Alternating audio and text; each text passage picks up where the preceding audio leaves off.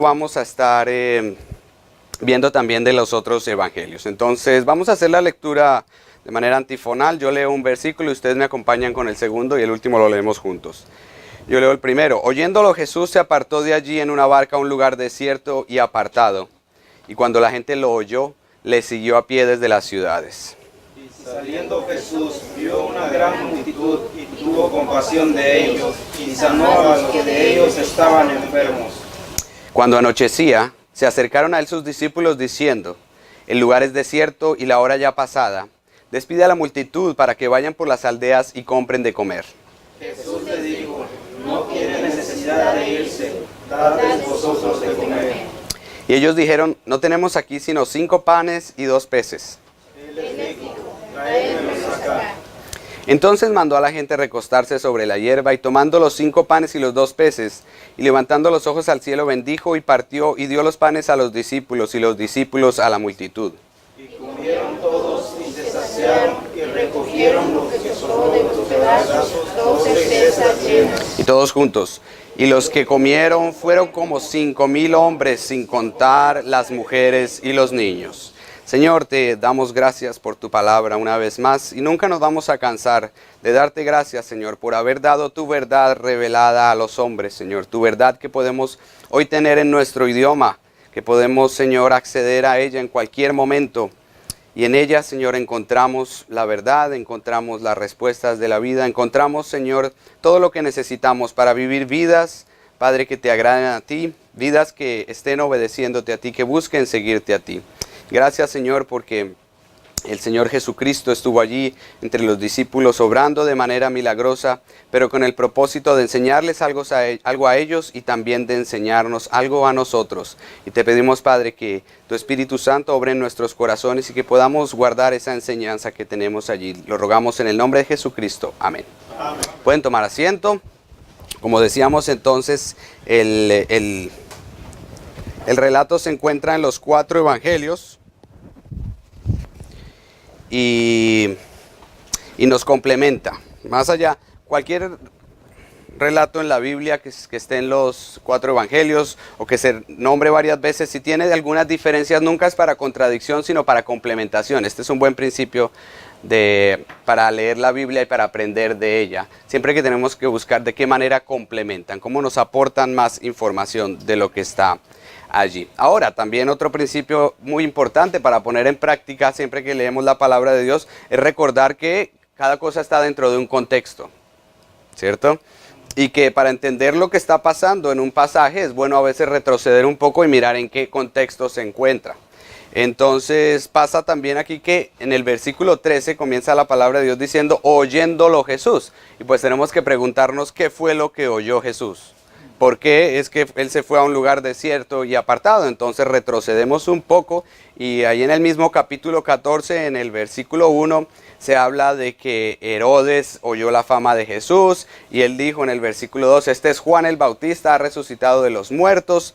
Y entonces nos empezamos a dar cuenta que lo que oyó Jesús, y el relato está allí, la muerte de Jesús, como pusieron en un plato su cabeza.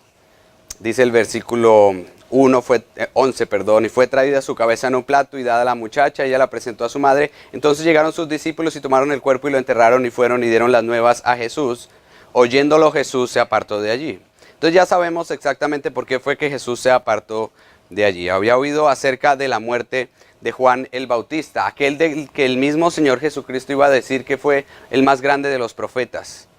El más importante de todos. Uno podría decir, bueno, pero Juan el Bautista ni siquiera tiene un libro que se llama el libro de donde se relaten sus profecías o algo así, a diferencia de Isaías, Jeremías, Daniel, grandes profetas. ¿Por qué Jesucristo se refería a Juan el Bautista como uno de los más grandes o el más grande de los profetas? Bueno, porque fue Juan el Bautista precisamente el que abrió el camino para la venida del Señor Jesucristo. Y en ese momento lo habían asesinado y Jesucristo sintió esa muerte en su corazón, la sintió profundamente. Pero no solamente por eso. Si ustedes recuerdan, Juan el Bautista y Jesucristo, ¿qué eran? Eran primos, eran parientes. Cuando María fue a visitar a Elizabeth, dice que la criatura que estaba en el vientre de Elizabeth saltó en el vientre y fue llena del Espíritu Santo. Eran primos y seguramente se habían conocido desde pequeños, eran parientes. Habían convivido juntos, habían crecido juntos. Cuando nosotros nos acordamos de nuestra infancia, normalmente nos acordamos de eso, ¿no? Los hermanitos, los primitos, los amiguitos.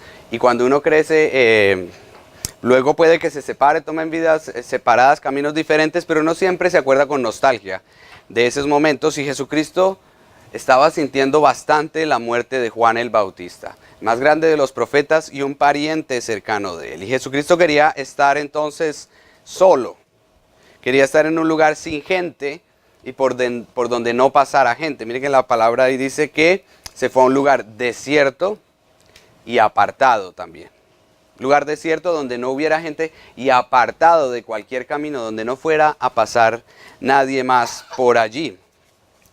Cuando vemos el relato, por ejemplo, en Marcos, dice entonces los apóstoles se juntaron con Jesús y le contaron todo lo que habían dicho y lo que habían enseñado. Les dijo: venid vosotros aparte a un lugar desierto y descansad un poco. Los discípulos también habían estado trabajando y también estaban cansados. En Marcos se dice que los discípulos venían de la labor a la que Jesucristo los había enviado. En Marcos 6, versículo 7, por ejemplo, se dice aquí: después llamó a los 12 y comenzó a enviarlos de 2 en 2 y les dio autoridad sobre los espíritus inmundos y los mandó a que trabajaran predicando el reino de Dios. Y dice que en el versículo 12, saliendo predicaban que los hombres se arrepintiesen y echaba fuera muchos demonios y ungían con aceite a muchos enfermos y los sanaban. Y los discípulos venían de estar trabajando para el reino de Dios, venían de estar cumpliendo la labor que Jesucristo les había dado, y Jesucristo reconocía que ellos también estaban cansados, que ellos también necesitaban un tiempo de descanso. Cuando uno trabaja para la obra del Señor y lo hace con compromiso y lo hace con seriedad, también llega un momento en que se cansa un poco. De hecho, nosotros hemos estado aquí 3 días ya, recibiendo la palabra de Dios y pasando tiempo juntos. Y yo sé que más de uno ya estamos un poco más, físicamente estamos agotados, ¿cierto? Estamos gozosos al mismo tiempo y estamos tomando decisiones y estamos listos para trabajar en el Señor, pero físicamente también estamos agotados. Y espiritualmente, cuando uno trabaja para la obra del Señor, muchas veces también está agotado emocionalmente. Más aún cuando uno va a tocar puertas, a predicar el Evangelio de Jesucristo, y más de una vez, ¿qué pasa? ¿Cómo lo reciben a uno? Con mucho cariño, ¿cierto? Con el cariño de tirarle la puerta en la cara y decirle: no vuelva más por aquí. Y eso desgasta emocionalmente. En ese momento uno dice: bueno, yo cumplí con mi labor, el Señor. Pero uno no se va de allí contento. Uno se va un poco triste porque lo rechazaron, porque rechazaron a Jesucristo. Y los discípulos venían de eso, de estar trabajando para el reino de Dios. Y algunos los habían escuchado y decía que estaban contentos y le contaban a Jesucristo lo que habían hecho y cómo habían visto cosas, pero también seguro otros los habían rechazado y estaban cansados. Y el Señor les dice: vengan aquí también a un lugar desierto y descansen en este momento. Entonces estamos en un punto en donde Jesucristo quería llorar la muerte de Juan el Bautista. Ustedes recuerdan cuando Lázaro murió, ¿qué dice? Juan 11:35, Jesús lloró. Versículo más cortito, ¿cierto? Para memorizar. Jesús lloró, ¿por qué? Porque había visto su amigo Lázaro, que había muerto allí. Nos mostró mucho de su humanidad también en ese momento, de que él también se compadecía. Él sabía que lo iba a resucitar, que le iba a decir: Lázaro, ven afuera. Pero en ese momento le dolió tener que saber que Lázaro tuvo que pasar por ese momento de la muerte, un shock para él. Entonces también en este momento estaba llorando la muerte de Juan el Bautista y quería vivir su duelo.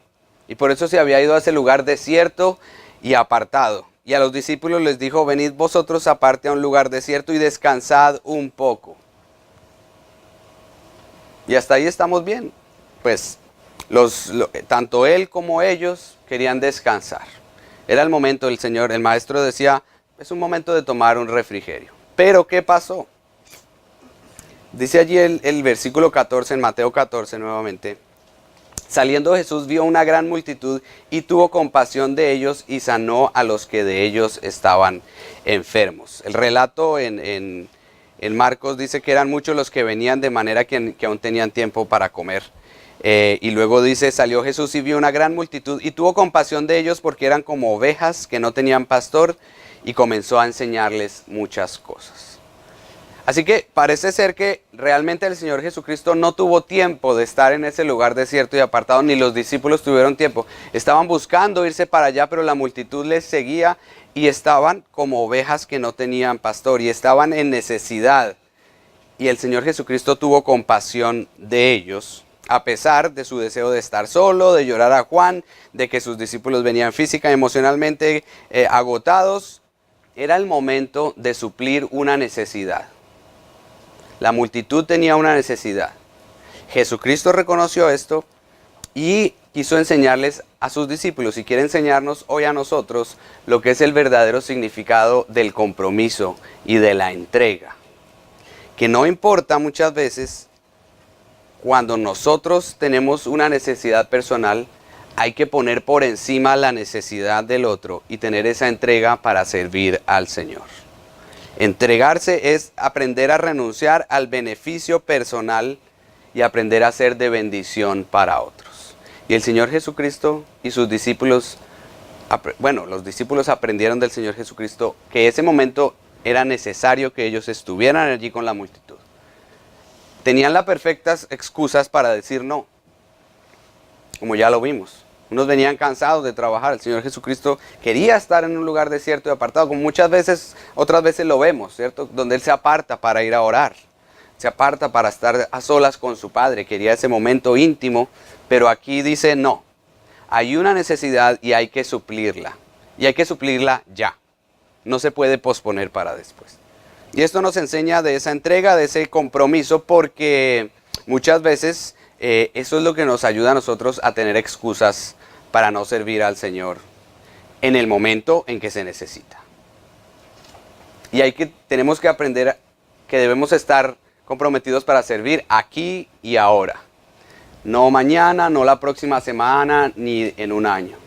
Porque muchas veces hacemos propósitos de servir al Señor y decimos, en un año, cuando yo termine este proyecto que tengo, en un año yo voy a servir al Señor. O quizá en tanto tiempo, cuando ya haya yo podido juntar todos los ahorros que necesito, ahí voy a servir al Señor. No, el Señor quiere que lo sirva aquí, ahora y con lo que usted tenga. Y como usted es hoy en día. El Señor quiere compromiso. Principalmente de sus discípulos quiere un compromiso. Y Él va a hacer la obra, como vamos a ver también aquí en el milagro. Normalmente cuando nosotros leemos este pasaje, pues nos dejamos maravillar, por supuesto, por toda la luz que tiene el milagro final, el milagro de la multiplicación de los panes y de los peces. Y esa luz final parece que opaca un poco estos otros detalles, y yo quiero que nos enfoquemos más en esos pocos detalles que nos enseñan lo que Jesucristo les quiso enseñar a los discípulos en ese momento. Así que estaban allí y empezó a enseñarles acerca del reino de Dios. Lucas nos dice eso, que enseñaba acerca del reino de Dios. Y nosotros vemos en otros pasajes cómo Jesucristo siempre hablaba del reino de Dios. En el Sermón del Monte les enseñaba acerca del reino de los cielos. Seguramente allí también les estaba enseñando de estas cosas. Pero ¿qué pasó allí en el versículo 15? Dice, cuando anochecía se acercaron a él sus discípulos diciendo, el lugar es desierto y la hora ya pasada, despide a la multitud para que vayan por las aldeas y compren de comer. Y como nosotros vemos en el resto del relato, el plan que traían los discípulos no fue el plan que tenía el Señor. Entonces vemos que los discípulos de alguna manera sí cometieron un error allí. Porque aunque ellos estaban haciendo lo correcto, estaban planificando, se estaban dando cuenta, estamos entrando aquí en un momento de cierta incertidumbre y peligro, porque se está anocheciendo, no hay comida, hay que darle comida a toda esta gente. Dice que eran 5,000 hombres sin contar las mujeres y los niños, lo cual nos dice que pudieran ser aproximadamente 10,000. Y se estaban preguntando cómo vamos a hacer para alimentar a toda esta gente. Lo mejor es decirle al maestro que ya los despida y que se vayan cada uno por su camino. Y Jesucristo les tiene que enseñar que no es el plan humano, sino que es el plan de Dios. Que ellos habían hecho bien al darse cuenta que había un problema, pero que no podían venir a Él con un plan de trabajo para que Él hiciera lo que ellos querían. Y ahí también nos enseña algo a nosotros, ¿cierto? Porque mientras el Señor les hablaba del reino de Dios y sanaba a los enfermos, los discípulos estaban preocupados por el futuro inmediato y terrenal. Y cuando vienen al Señor con ese plan de trabajo ya específico, el Señor les va a enseñar algo diferente. Y es que tenían que aprender a tener visión espiritual. Aprender a darse cuenta que cuando hay retos, que cuando hay problemas que enfrentar, no los tenemos que solucionar con nuestro propio raciocinio, sino que tenemos que aprender a darnos cuenta que el Señor siempre está adelante de nosotros y siempre tiene un plan perfecto para que se hagan las cosas. Un ejemplo bien sencillo para demostrar cómo nosotros a veces nos equivocamos en eso. Y les voy a dar el ejemplo en mi propia carne, lo que me pasa a mí muchas veces. Y le pido al Señor que me ayude para que no me pase así. Pero la verdad es que a veces yo me encuentro que estoy orando. Y le estoy pidiendo al Señor que me ayude en algún problema. Y en medio de la oración, en medio de ese momento íntimo de la oración, yo mismo empiezo a decirle al Señor qué es lo que Él tiene que hacer para ayudarme en ese problema. Entonces, vamos a decir que yo necesito que me den un permiso en una oficina, de un papel o algo. Entonces yo empiezo a decirle, Señor, yo te pido que cuando yo llegue mañana, que esa persona que esté ahí, que yo le pueda decir esto y que la persona me diga esto. Y en un momento dado me detengo y digo, pero yo no le puedo decir al Señor cómo es que Él tiene que hacer las cosas. Yo tengo que reconocer que yo tengo un problema y si hay un problema es porque yo no lo puedo solucionar. Pero que Él sí lo puede solucionar, pero que Él lo va a solucionar de acuerdo a su plan, no al mío. Y esto fue quizá lo que los discípulos se equivocaron allí. Le dijeron, Señor, tú estabas muy distraído predicando y muy bonito, pero no te has dado cuenta que ya se va a atardecer y entonces nosotros tenemos un plan y es que despidas a la gente y todos se vayan para que busquen qué comer y asunto solucionado. El Señor Jesucristo les dice, ¿qué les dice allí? No tienen necesidad de irse, dadles vosotros de comer. Y entonces el Señor, lo más interesante es que les dice, no es su plan, pero ustedes sí los van a tener que alimentar y los ponen un problema también. Porque los hace preguntarse a sí mismos, no los podemos despedir, pero nos dice que nosotros los vamos a alimentar. ¿Cómo vamos a hacer? Y les está enseñando a que dependan del Señor en todas las cosas y que aprendan a descansar en el Señor y a saber que Él sí tiene un plan perfecto. Los discípulos querían quitarse el problema de encima. Esa es la verdad. El plan de trabajo que ellos le presentaron al Señor, el plan humano, no era un plan era un plan que no iba más allá de quitarse el problema de encima. Despídelos y ellos verán en dónde consiguen comida y cómo comen. De hecho, lo que los discípulos le proponían al Señor Jesucristo allí era que disgregara a la gente. Ustedes saben, congregar es traer toda la gente a un lugar. Toda la gente estaba ahí congregada. Y ellos le dicen al Señor, mejor es disgregarlos y que cada uno se vaya por su lugar. Cada uno se vaya por las aldeas y compren de comer. Ahora, ustedes saben lo difícil que es congregar, ¿cierto? Si ustedes han estado un tiempo en la iglesia y saben que, por ejemplo, va a haber una conferencia de misiones o que va a haber un servicio, para cualquier servicio, cualquier domingo, cualquier miércoles, ustedes saben que es difícil agrupar gente. Es difícil congregar. Mucho más fácil disgregar. No hay necesidad de reunir gente o decirles que se vayan. Mucho más fácil. Ese era el problema entonces allí de los discípulos. Pero si el Señor Jesucristo hubiera seguido el plan humano de ellos en ese momento, el pasaje hubiera terminado diciendo, y cada uno se fue por su lado, y nos quedamos sin milagro que contar en la palabra de Dios. Así que el Señor Jesucristo les quería enseñar primero lo que es el compromiso y la entrega, y a poner los demás primero que uno, cuando hay una necesidad de renunciar al beneficio personal. Y en segundo lugar les quería enseñar también a que tuvieran una visión espiritual, que aprendieran a confiar en el Señor y a depender de Él. Y los pone en problemas, ¿no? Porque les dice, no tienen necesidad de comer, denles ustedes que comer. Los puso en esa situación difícil para demostrarles lo que ellos no podían hacer, lo que Él sí podía hacer, pero también lo que ellos tenían que hacer. Ya vamos a explicar un poco esto. Primero les demostró lo que no debían hacer. Luego les demostró lo que no podían hacer, no podían alimentarlos. Lo que Él sí podía hacer porque era Dios.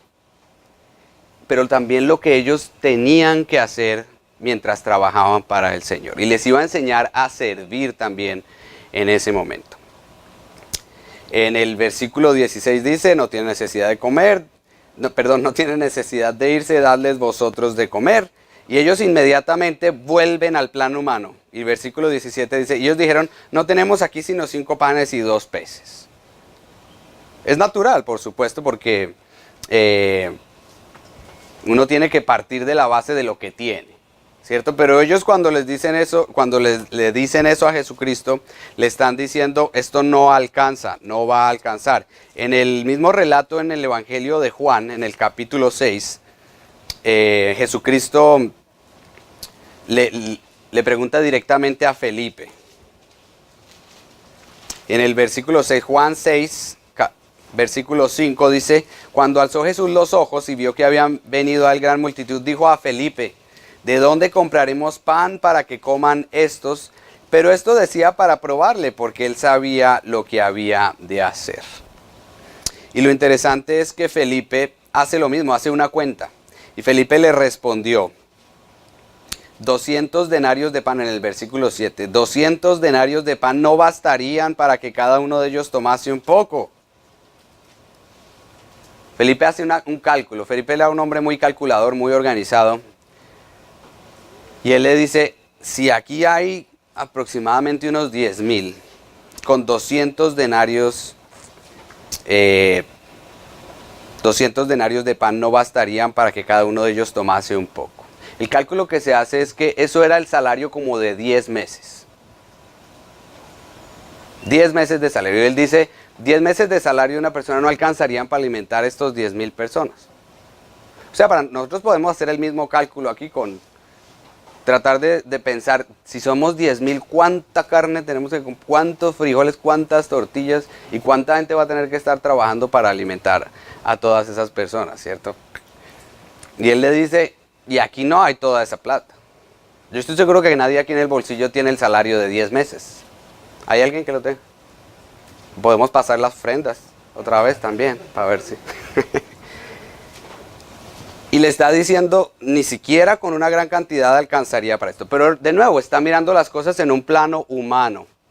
En el plan de, bueno, si los vamos a alimentar, pues tenemos que comprar con el dinero.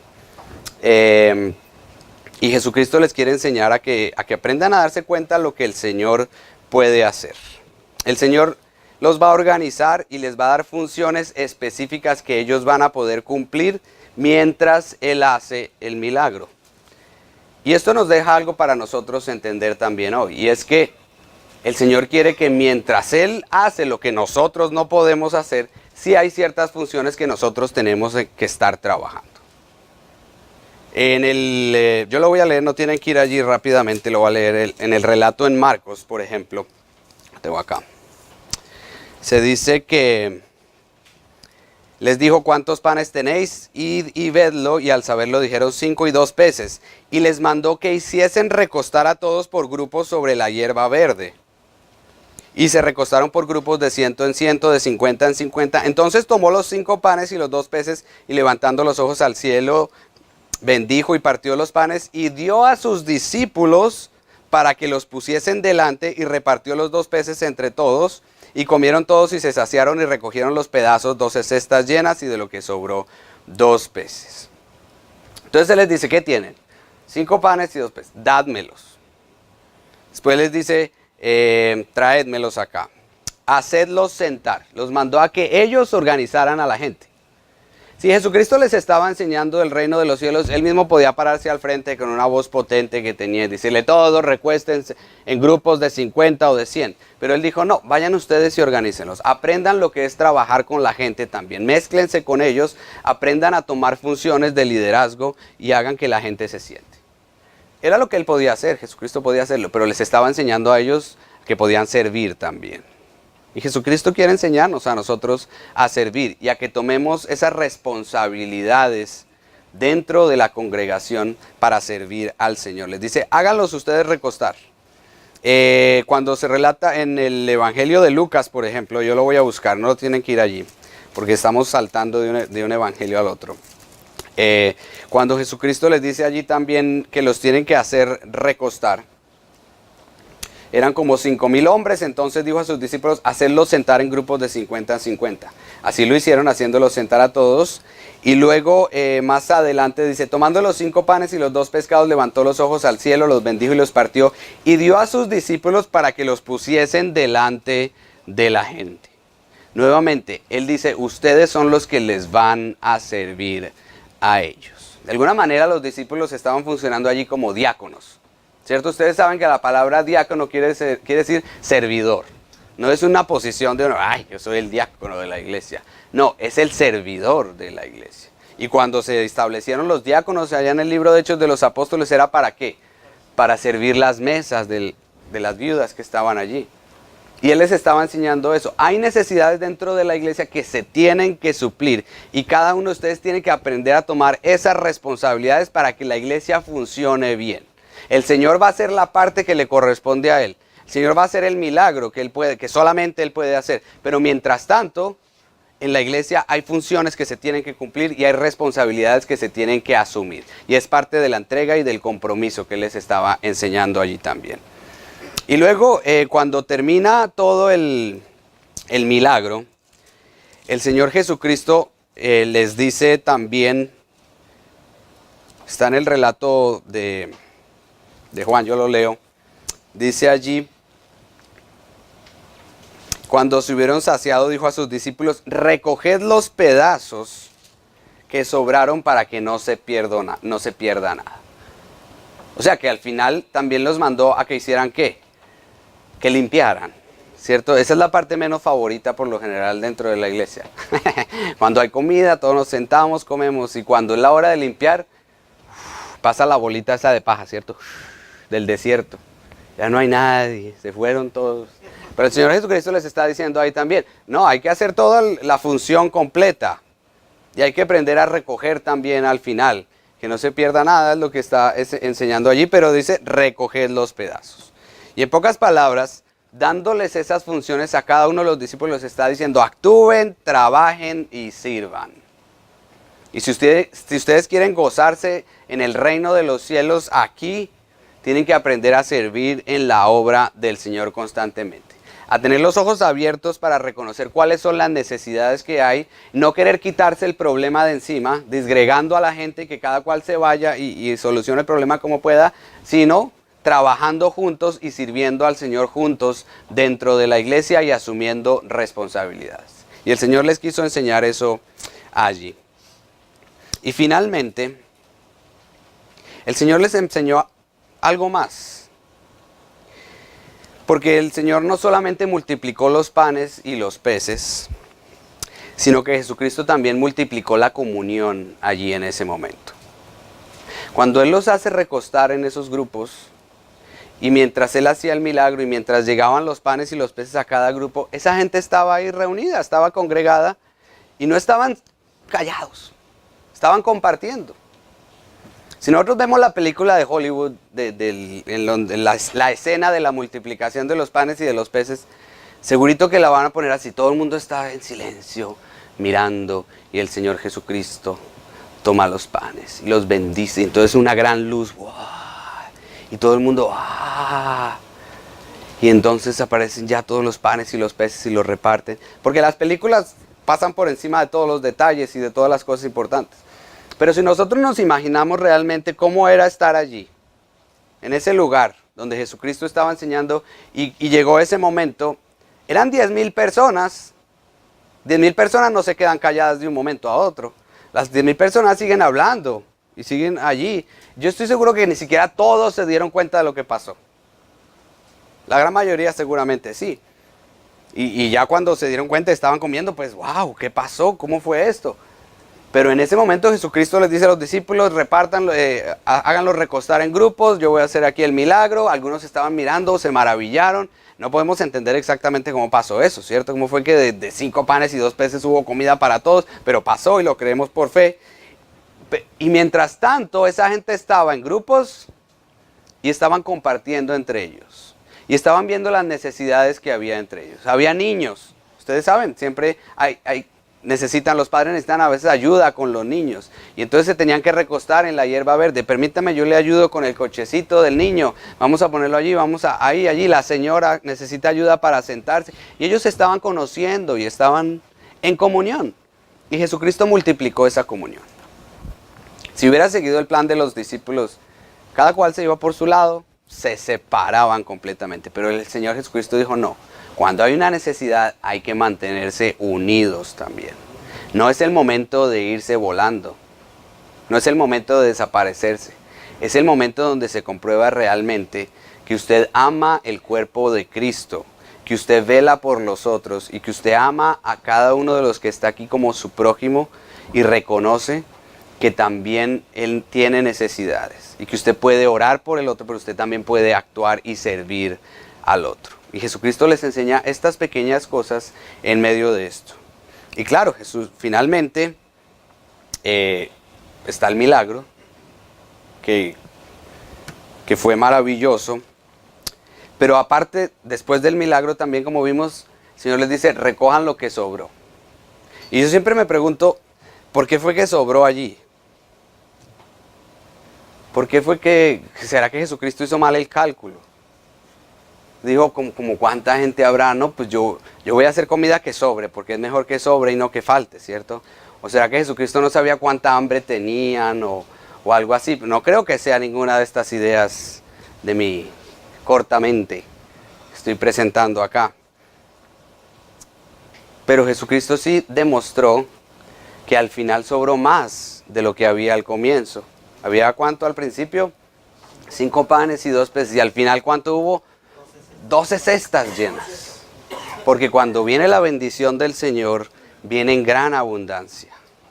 Y cuando uno aprende a confiar en el Señor en todas las cosas, el Señor lo bendice. Y el Señor le da muestras claras de que es Él el que le está bendiciendo y el que le está dando las cosas. Y en este pasaje entonces el Señor Jesucristo les enseñó lo que es la entrega, el compromiso, lo que es aprender a descansar y a confiar en el plan perfecto del Señor. Les enseñó acerca de la comunión y les enseñó que podían confiar siempre plenamente en Él. Y fue como un poquito la antesala de la iglesia, digámoslo allí. Porque les enseñó que tenían que convivir entre ellos. Y yo creo que lo más importante para rescatar para nosotros es precisamente que tenemos que estar manos a la obra, sirviendo al Señor, confiando en que Él es el que hace lo que nosotros no podemos hacer.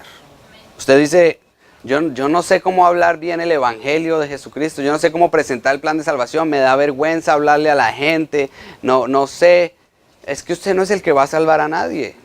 El que va a salvar es el Señor Jesucristo. Usted solamente es un siervo, abre la palabra de Dios y usted dice lo que está ahí.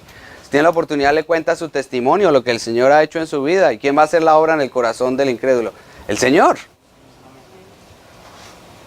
Y para todas las cosas, dando pasos de fe, confiando en el Señor y reconociendo lo que nosotros no podemos hacer, Él sí lo puede hacer, y no solamente lo hace bien, lo hace perfecto y lo hace más allá de lo que uno se puede imaginar. Yo les compartía que cuando estaba orando muchas veces empezaba a pedirle al Señor que por favor esa persona vaya y me apruebe el papel y eso, y me detenía y decía, no, yo no le puedo decir al Señor lo que Él tiene que hacer. Perdóname, Señor, hazlo tú como quieras. Y cuántas veces el Señor no me ha sorprendido con que yo hago no está mal hacer planes, ¿cierto? Vamos a hacer planes, tal fecha, tal cosa, hago un presupuesto y después uno mira el presupuesto se ve ridículo al lado de lo que el Señor hace y cómo Él hace las cosas. Es bueno a veces mirar un poco para atrás y darse cuenta de eso, ¿no? De cómo uno pensaba, en tanto tiempo voy a alcanzar tal meta. Cuando lo hace uno en su fuerza, a veces no llega. Pero cuando descansa en el Señor y cuando pone los planes en las manos del Señor, entonces Él los perfecciona, aunque a veces hay que desbaratarlos completamente, como el plan de los discípulos. No está mal hacer planes, haga planes, trácese metas. Es bueno, porque lo ayuda a uno a comprometerse también en lo que sigue más adelante. Pero siempre póngalos en las manos del Señor, descanse en Él y Él los va a perfeccionar y Él es el que va a hacer siempre la obra. Oremos. Padre, te damos gracias, Señor, porque podemos confiar en ti plenamente, porque podemos descansar en ti y podemos, Señor, seguir caminando nuestra vida gozosamente, Señor, sabiendo que tú cuidas de nosotros y que tú quieres, Padre, que nosotros estemos siempre sirviéndote, dependiendo de ti, sabiendo que tú haces, Señor, todas las cosas. Te rogamos, Padre, para que estas pequeñas enseñanzas las podamos guardar en nuestro corazón y especialmente, Señor, cuando viene el momento difícil, el momento de la necesidad, el momento de la prueba, el momento del problema, Padre, que nosotros podamos mirar hacia ti, que podamos preguntarte a ti, Señor, cómo quieres que se hagan las cosas, que descansemos en oración y que nos dejemos guiar por ti, Padre Santo. Te rogamos, Señor, que tú nos continúes bendiciendo en esta tarde, que podamos seguir recibiendo de tu palabra, Señor, que podamos seguir gozándonos, Señor, en lo que tú haces en cada una de nuestras vidas. Te lo rogamos en el nombre de Jesucristo. Amén.